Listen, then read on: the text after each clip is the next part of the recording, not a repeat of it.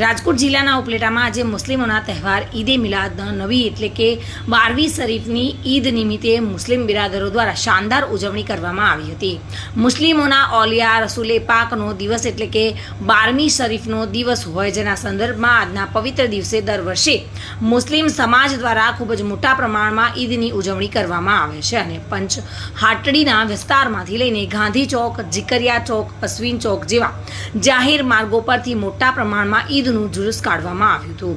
આ જુલુસમાં અનેક જાહેર જગ્યાઓ પર પ્રસાદી રૂપે ન્યાઝના સ્ટોલ લગાવવામાં આવ્યા હતા, જેમાં કોઈપણ જાતના નાતજાત કે ભેદભાવ વગર સર્વે હિન્દુ મુસ્લિમ લોકોને પ્રસાદી વિતરણ કરવામાં આવતી હતી। આ વર્ષે પણ મુસ્લિમ સમાજના આગેવાનો દ્વારા ઘણા દિવસો અગાઉ તૈયારીઓ કરીને બજારોમાં રંગબેરંગી લાઇટોની સુંદર ગોઠવણી કરાઈ હતી અને તમામ મુસ્લિમ વિસ્તારના એરિયાને રાતના રોશનીથી ઝળહળતી કરવામાં આવ્યું હતું।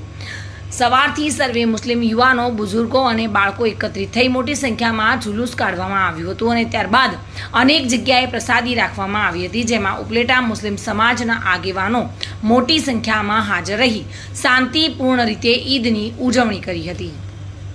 સમસ્ત મુસ્લિમ એકતા સમિતિ પ્રમુખ આજ રોજ તારીખ 16/9/2024 રોજ અમારા પવિત્ર પેગમ્બર આકાએ નામદાર હજરત મોહમ્મદ મુસ્તફા સલ્લલ્લાહુ અલૈહિ વસલ્લમનો પવિત્ર જન્મ મુબારક હોઈને એક શાનદાર હર્ષો ઉલ્લાસની સાથે કોમી એકતાના માહોલમાં એક શાનદાર જુલુસનું આયોજન કરવામાં આવેલ હતું। આ જુલુસ ઉપલેટાની નિયામતમાંની દરગાહેથી થઈ ઉપલેટાના પંચાટડી ચોક, સોની બજાર, ચકરિયા ચોક, ગાંધી ચોક, ઉપલેટા ભાદર રોડ થઈ અને ઈદગાહ પૂર્ણ થયેલ હતું। આ જુલુસમાં ખાસ કરીને તમામ પોલીસ સ્ટાફ તથા સુન્ની મુસ્લિમ જમાત ઉપલેટાના તમામ આગેવાનો લાલાભાઈ શેખ, સિદ્દીકભાઈ બાવાણી, મોહસિનભાઈ હિંગોરા, સિરાજભાઈ શેખ, ઇમરાનભાઈ શેખનો ખાસ અમે આભાર માનીએ છીએ।